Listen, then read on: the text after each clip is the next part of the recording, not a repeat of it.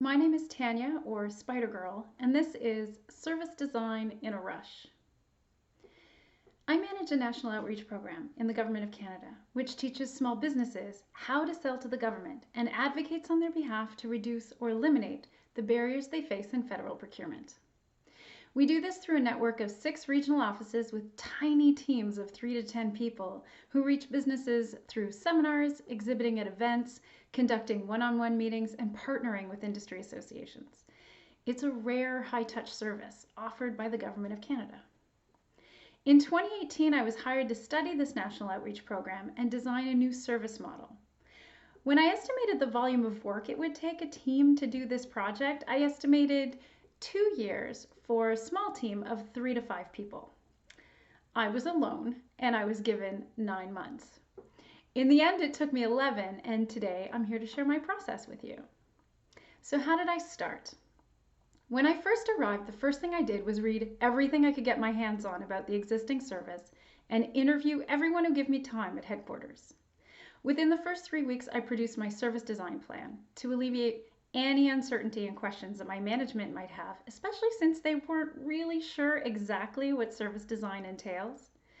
They were insightful enough to know that they needed to reevaluate the program, which had formed organically over 13 years, but they still weren't sure what I do. My director literally recruited me by saying, "We need you to do what you do over here." The key is that I studied the entire operating environment inside and out. I identified 3 user archetypes: Joe Canada, the small business owner; Jane GC, the regional team member; and Jasmine GC, the headquarters team member. I studied how they all worked to deliver the program from the front of the house to the back of the house.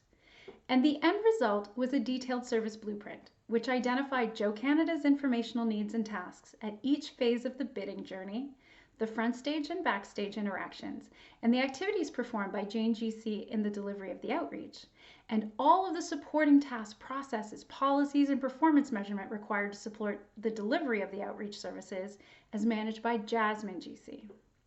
What we found in the end is that the service offering itself has good bones, that it has sufficiently evolved in an organic manner over its 13 years. What we did surface were 275 recommendations across 4 themes: content delivery, the channels and methods we use to deliver the content; promotion and events, where we promote and interact with businesses; support for the regions, the way we communicate and collaborate within the program across the regions and at a national level; and processes and tools, the tools and processes we use internally, especially for managing data and reporting on outcomes. So how was it received? Now, even though I was a team of 1, I didn't work alone. The key to getting all of this done so quickly was to involve the regions as much as possible so that whatever the outcomes might be, they would be willing to accept them and adopt them. My work was largely participatory with the regional teams and national headquarters staff through co-working sessions, job shadowing, research interviews, presentations, and workshops. Over the summer months, I ran 9 weeks of workshops to cover a variety of topics using web whiteboards to card sort, comment in real time, and facilitate discussions. Everyone in the UX community online told me not to do it, but it worked incredibly well. It was a complete dream to see that they have so much ownership over the service design. They didn't perceive it as some random thing pushed down from headquarters. They were really interested in the work and in using the outcomes. This project is the culmination of everything I've learned in over 20 years working in tech, UX, program delivery, and even owning a few small businesses of my own. It took all of my knowledge and experience to plan and deliver this project, to solve challenges of doing all of this work remotely, and to serve the 3 types of primary users. Now, this only works if the path is cleared. The only way to do this quickly is to have access to everything and everyone with minimal red tape or approvals. I was able to interview staff, invite whomever I needed to workshops.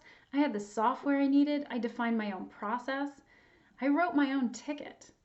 I had a lot of trust from my management, and they hid me from middling executives until the bulk of my work was done. I had minimal reporting requirements for 9 months. I had the luxury of hiding in my little corner and putting my head down to get to work. Not everyone will be so lucky. I'm really grateful that I had the support I needed to get this work done as quickly and as thoroughly as I did. Now, this model won't work for everyone, but I hope that it's provided you with a bit of hope and incentive to try service design in your organization. For more articles on UX and service design, check out my work at spidergirl.com. You can also find me on Twitter at spidergirl.